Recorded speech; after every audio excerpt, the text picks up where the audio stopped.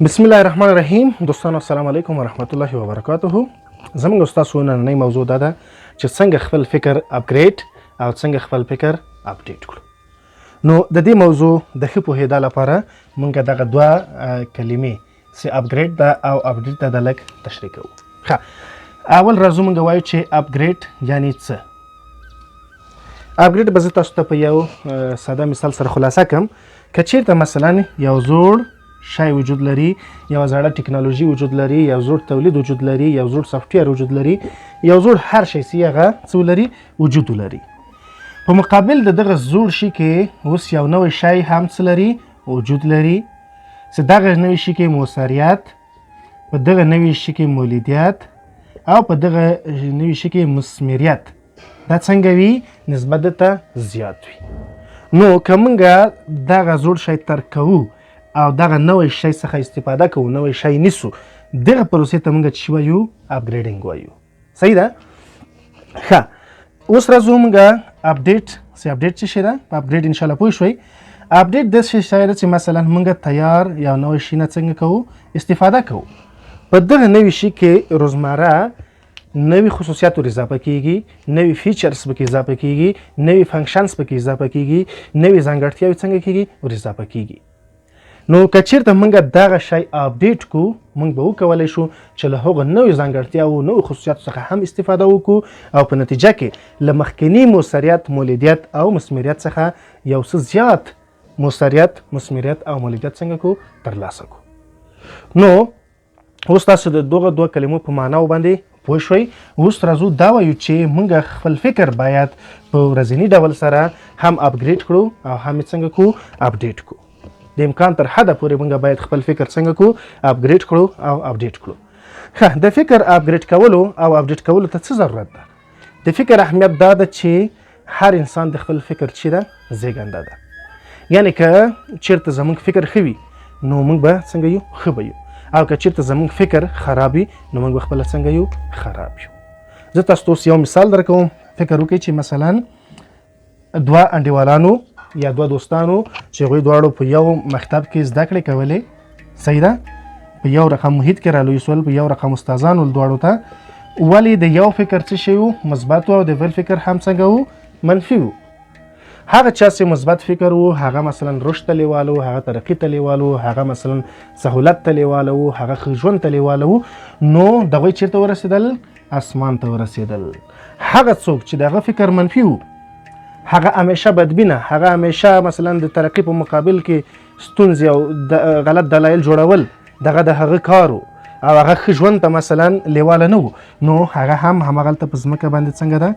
تر اوسه پاتې ده. نو دوستانو د دوی دواړو ترمنځ دغه تفاوت چې موږ وینو، دا تفاوت سره رامنځته سوی ده، یو په اسمان کې او بل هم په همغه ځمکه کې، ولې دواړه په یو ځای کې رالوی شو، دواړه په یو ځای کې زده کړې وکړې، یو رقم محیط کې رالوی شوله. نو دغه فکر، دغه بدلون تنها د دوی د فکر په اساس باندې څنګه شوی؟ رامنځته سوی.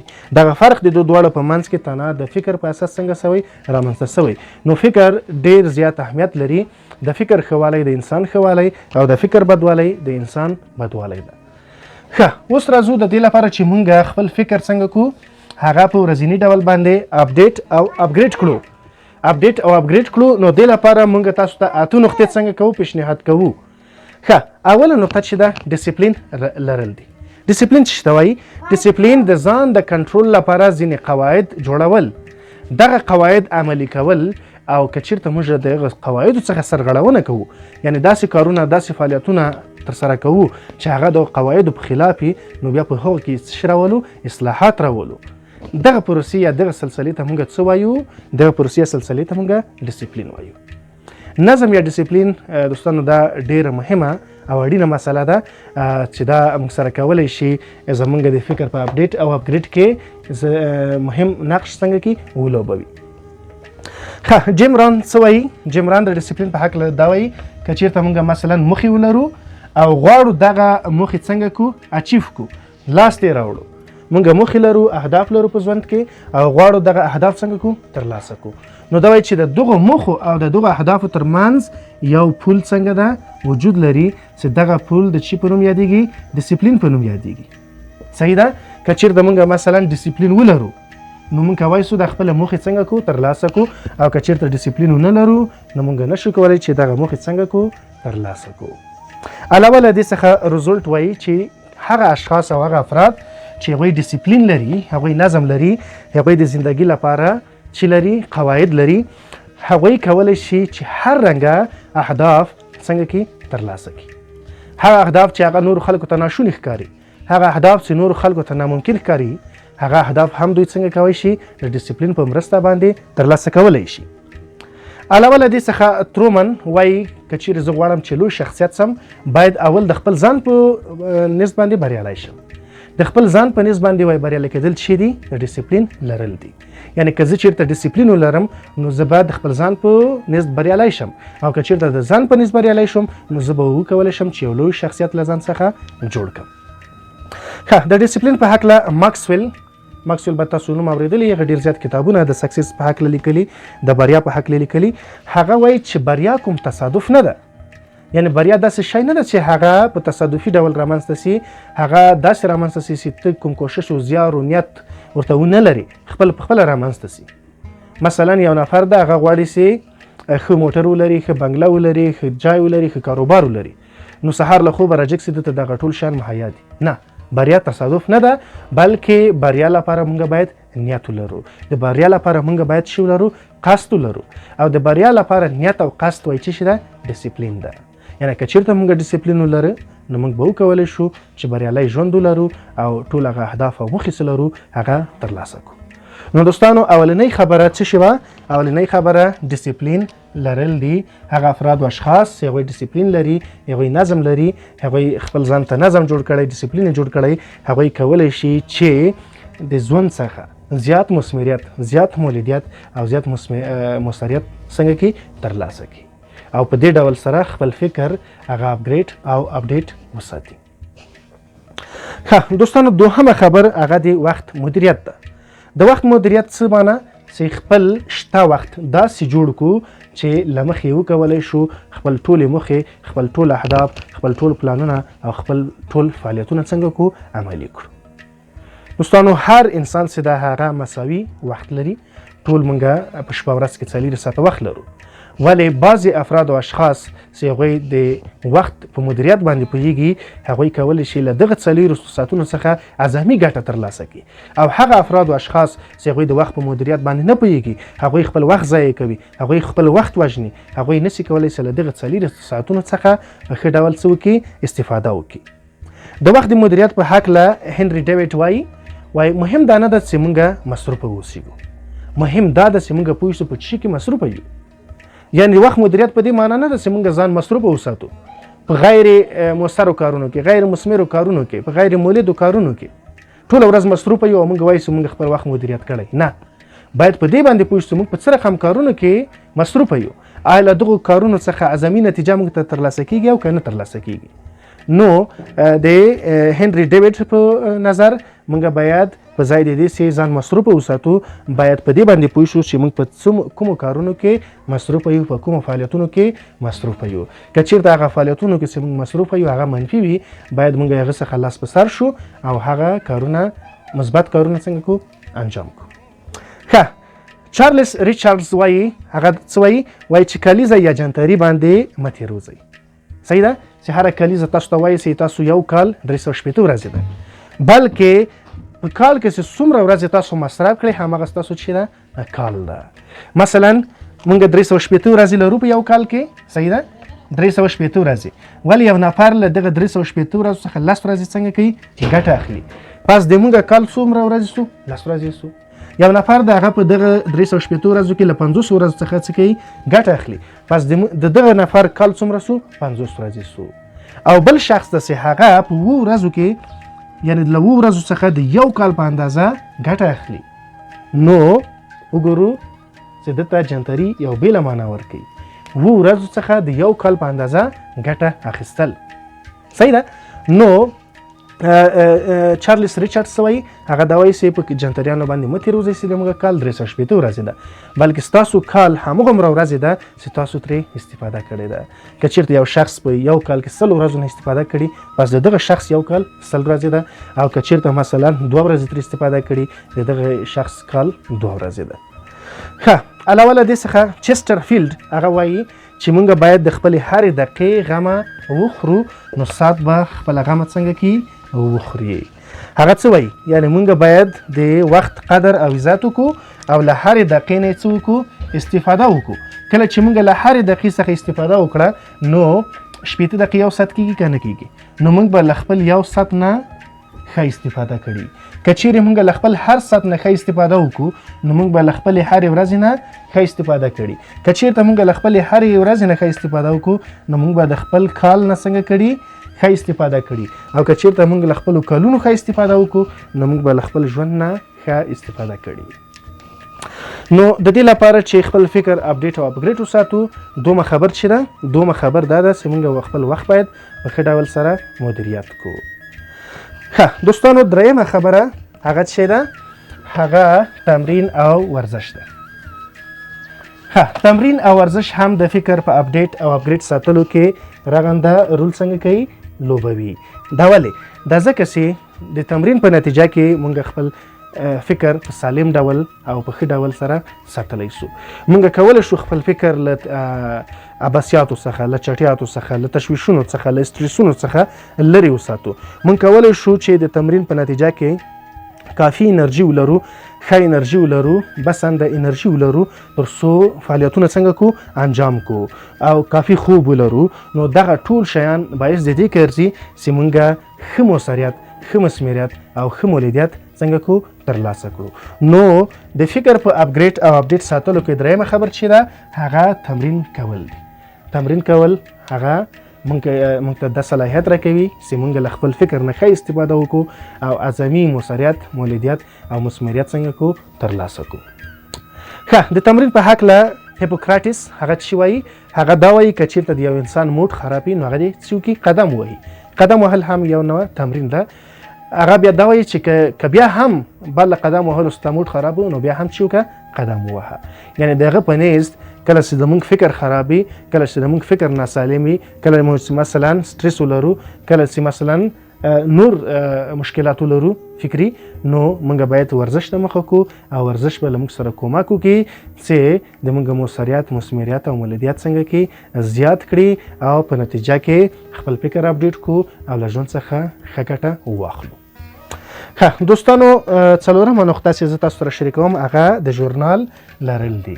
هغه د داسې یو کتابچې، یو شي لرل دي، یو ډیټابیس یا کمپیوټر کې وي او یا مثلا همداسې یو ډاکومنټ وي، د هغه لرل دي چې په هغه کې موږ خپل ټول فعالیتونه، خپلې ټولې کړنې څنګه کو ثبتوو.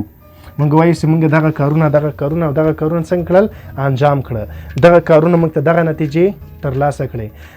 په دغه نتیجه کې موږ کولی شو چې هر وخت خپل دغه ژورنال وګورو، خپل فعالیتونه کنټرول کړو، ووینو چې له کومو کارونو څخه موږ زیاته نتیجه ترلاسه کوو، هغه بیا هم انجام کو. وګورو چې کوم کارونه موږ ته نتیجه نه راکوي، هغه سټاپ کو او په کومو کارونو ته زیاته توجه وکړو، کومو کارونو څخه مثلا لرېوالی اختیار کو. نو دغه ټول کارونه چې دي د ژورنال لرلو په صورت کې څنګه کېږي؟ رامنځته کېږي. او که چېرته موږ دا ژورنال ولرو، نو موږ پوه شو چې کوم کارونه مؤثر نه دي، کوم کارونه مثمر نه دي، کوم کارونه مولد نه دي. نو بیا به تصمیم نیسو چې دغه کارونه باید انجام نه کړو او دغه کارونه باید څنګه کو انجام کړو. نو د خپل فکر د اپډیټ کولو او اپګریډ کولو څلورمه لار هغه څه ده؟ ژورنال لرل دي، یو یادداشت لرل دي چې هغه کې د موږ ټولې کړنې ثبت دي او هغه موږ ته یو څه ده، یو عکس ده، هغه موږ ته یو فیډبک ده، هغه موږ ته چې دا یو حساب ده چې له هغې په واسطه موږ خپل کارونه، موږ خپل فعالیتونه، موږ خپل پلانونه څنګه کولی شو؟ ارزیابي کولی شو او بیا پکې ښه والی څنګه کوو؟ رامنځته کولی شو. دوستانو، بله خبر چې هغه د فکر په اپګریډ کولو او اپډیټ کولو کې رول لري، ناکامي نه منل دي. صحیح ده؟ یعنې موږ باید داسې فکر ولرو چې د ناکامي په نوم څه شی شتون نه لري، بلکې که چیرته موږ ناکامیږو هم دا د کامیابي په لور یو سټپ ده، یو قدم ده او بدون له دې څخه چې مثلا موږ کته وغورځېږو موږ جګېدلی نه شو. نو زمونږ په ذهن کې باید همیشه دا فکر اوسیږي. زمونږ ذهن او فکر باید همیشه تړلی ونه اوسیږي. زمونږ خپل فکر تړلی سي ولا نه مونږ ناکامیږو، مونږ دغه کار نسو کولی، مونږ دغه موخې نسو ترلاسه کولی، پلانکی هم ناکام سو، پلانکی هم ناکام سو. صحیح ده؟ بل داسې فکر باید مونږ ونه لرو.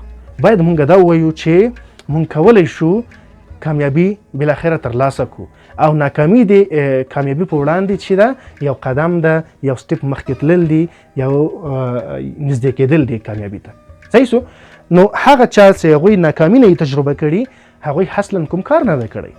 یو چاته که مونږ وایو چې ته په ژوند کې ناکام سوی، هغه وایي چې نه زه هېڅ نه یم ناکام سوی. دا په دې معنا چې هغه اصلا کوم کار نه دی کړی، هغه اصلا کومه موخه هدف نه لري چې دغه هدف په وړاندې روان سي. که چېرته مونږ یو موخه یو هدف ولرو دغه په وړاندې ځو نو د هلته ناکامي د یو عادي یو معمولي کار ده او مونږ دغه ناکامي کېدل باید څنګه کو منفي تلقي نه کو. باید هغه مونږ لاسونه او پښې ونه تړي، د مونږ فکر او مغز ونه تړي. صحیح ده؟ بلکې مونږ باید دا وایو چې صحیح ده دا شی په ژوند کې کته او پورته راتلل دا څنګه دي، دا یو عادي امر ده او دا صورت نیسي. ښه جک کنفیلډ وایي چې هر شی چې لاسته راوړل یې غواړې د ویرې هاخوا شتون لري. صحیح ده؟ هغه دا وایي چې مونږ غواړو هر شی ترلاسه کړو. صحیح ده؟ ښه دولت ترلاسه کړو، ښه علم ترلاسه کړو، هر شی چې مونږ غواړو نو دا د ویرې هاخوا شتون لري. په دې معنا که چېرته مونږ خپله ویره ماته کړله، که چېرې مونږ خپل ترس او ډار مات کړ او حرکت مونږ قدم هم واخیسته نو مونږ به بالاخره هماغه شي ته ورسیږو. مونږ باید ناکامي په وړاندې ورسو. داسې نه چې مونږ یو ناکامي ووینو، یو ذهني تصور وکړو چې دا کار کې ناکامیږو او له خپلو اهدافو څنګه سو لاس په سر سو. کینیډي وایي چې هغه خلک چې هغوی غټې لاسته راوړنې غواړي هغوی د غټو ناکامېدلو جرأت هم لري. هغه افراد او اشخاص چې هغوی غواړي غټې لاسته راوړنې ولري، غټې نتایج ترلاسه کړي، غټې پایلې ترلاسه کړي، هغوی د زیات ناکامېدلو جرأت هم لري. هغوی له ناکامي څخه نه ډارېږي. هغوی پوهېږي چې د ناکامۍ هغه طرف ته چې ده کامیابي ده. نو دوستانو بل قدم هغه څه و ناکامي څخه نه ډارېدل او ناکامي عادي ګڼل. ښه شپږمه نقطه چې هغه موږ کولی شو دغه په واسطه خپل فکر اپګریډ او اپډیټ کړو هغه لوست او مطالعه ده. ټول نوښتګر افراد، ټول هغه خلک چې هغوی په دنیا کې یو چینج، یو بدلون راوستی، یو تغییر راوستی ده، یو ښه والی راوستی ده، هغوی همواره هغوی په ورځني ډول سره د خپل لوست او مطالعې لپاره چې لري پلان لري. که مونږ بیل ګیټس وګورو هغه په هره اونۍ کې یو کتاب لولي. که چېرته مونږ وارن بوفي وګورو هغه وایي چې زه تقریبا د ورځې 500 صفحې مطالعه کوم او زیاترین لذت چې اخلم، زیاترین خوند چې اخلم هغه د مطالعې څخه اخلم. نو دغه مطالعه او دغه لوست د بالاخره هغوی ته د نوي فکرونو ورکولو سبب ګرځي، د نوي آیډیاګانو، د نوي نظریاتو ورکولو سبب ګرځي او هماغه ده چې هغوی په دنیا کې یو چینج بیا راولي، په دنیا کې یو تغییر بیا راولي، په خپل ځان کې، خپل کورنۍ کې، خپل ماحول کې او بالاخره په خپل هیواد او خپل نړۍ کې تغییرات، مثبت بدلونونه راولي. نو دوستانو لوست چې ده دغه د ذهن غذا ده. هر شی چې ژوندی هغه غذا ته اړتیا لري که نه لري. نو که چېرته مثلا یو ژوندی شی هغه غذا ونه خوري هغه مړ کېږي. په همدې ډول که یو فکر او ذهن مطالعه او لوست ونه کړي نو د مطالعه او لوست په نه کولو په صورت کې دغه فکر او دغه ذهن څنګه کېږي؟ مړه کېږي. نو لوست او مطالعه دا هم کولی شي چې مونږ له نړۍ څخه بخبره وساتي او په دې سره مونږ وکولی شو چې خپل فکر اپګریډ کړو او بالاخره زیاترین مولدیت، موثریت او مثمریت څنګه کو ترلاسه کو. ښه دوستانو له دې څخه علاوه منفي فکر لرې کول، اووم قدم کې منفي فکر لرې کول دا هم په دې کې رول لري چې موږ خپل فکر اپډیټ او اپګریډ وساتو. ښه منفي فکر لرې کول، منفي فکر او مثبت فکر به زه تاسو یو مثال درکړم. مثلا دوه دوستان دي، هغوی ځي یو باغ ته او هغلته ګوري چې زیات بوټي دي، ګلان دي او دغه ګلانو کې اغزي هم شته. نو یو وایي چې دا څه رقم دنیا ده چې په ګلانو کې اغزي هم شته. دا د منفي فکر والا ده. دغه د نسبت مثبتو ته، منفي شیانو ته زیات فکر ده. بل دوست ورته وایي چې موږ دا خبر داسې هم کوی شو چې دا څومره ښه دنیا ده چې په اغزیو کې ګلان هم شته. نو د منفي فکر او مثبت فکر ترمنځ دغه فرق ده. منفي فکر همیشه په مثبتو شیانو کې هم منفي شیان ویني او مثبت فکر سره هغه په ډیر منفي ماحول کې هم مثبت شیان څنګه کوي ویني او له هغه څخه استفاده کوي. نو دوستانو د یو سروې له مخې تقریبا د هر انسان په ذهن کې روزمره تر 6,000 فکرونو پورې ګرځي راګرځي. نو دلته اوس انتخاب د مونږ سره ده، مونږ کولی شو چې دغه فکرونه یا منفي انتخاب کو او یا هم مثبت انتخاب کو. که چیرته منفي انتخاب کو پس د مونږ ټول کارونه به څنګه منفي به ټول فعالیتونه به منفي، ټول پلانونه به منفي او د تخریب په لور به روان یو. او که چیرته مونږ مثبت فکرونه انتخاب کو نو د مونږ ټول ماحول به مثبت وي، د مونږ ټول کړنې به مثبت وي، د مونږ پلانونه به مثبت وي، ستراتیژیانې به مثبت وي، خپل ځان ته به مفاد رسوو، ټولنې ته او جامعې ته او مثلا هیواد او نړۍ ته به مفاد رسوو. نو د مثبت فکر او منفي فکر لرل مثال ما تاسو ته ویلې، خو مهم څه شی ده؟ مهم دا ده چې موږ په هر حالت کې منفي فکر څخه لرې شو او مثبت فکر ترلاسه کړو. اتمه خبر چې هغه کولی شي زمونږ د فکر په اپګریډ او اپډیټ ساتلو کې له موږ سره مرسته وکړي، هغه عصري ټکنالوژي کارونه ده.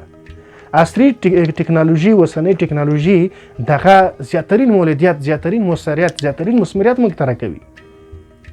صحیح ده؟ مثلا که یو وخت کې موږ خریداري په چین کې کوله نو موږ به پاسپورټ اخیستو، چین ته بتلو، بیرته به راتلو، ورځې به لګېدلې، مصارف به کېده. ولی نن عصري ټکنالوژي موږ ته دا صلاحیت راکوي چې په ظرف د 100 ثانیو کې موږ معامله هم هلته ترسره کړو، پیسې هم ورلیږو او په څه وخت بعد موږ خپل جنس هم څنګه کړو ترلاسه کړو. نو دوستانو عصري ټکنالوژي چې ده هغه په هکله چې زموږ په جامعه کې کومې منفي خبرې دي له هغو منفي خبرو څخه باید موږ لرې واوسېږو او د دې عصري ټکنالوژي څخه په مثبت ډول استفاده وکړو چې بالاخره به دغه ټکنالوژي څخه په مثبت ډول استفاده به موږ سره کومک وکړي تر څو خپل فکر اپګریډ کړو او اپډیټ کړو او په نتیجه کې موږ زیاترین موثریت، زیاترین مثمریت او زیاترین مولدیت ترلاسه کړو. نو دوستانو دغه ویډیو به تاسو کولی شئ چې خپل نظریات له موږ سره شریک کړئ او موږ په آینده کې هم ستاسو د نظریاتو مطابق او د جامعې او ټولنې د ضرورت په اساس تاسو سره خپل ویډیوګانې، خپل لیکچرونه او خپل درسونه انشاءالله شریکوو. فعلا خدای پامان.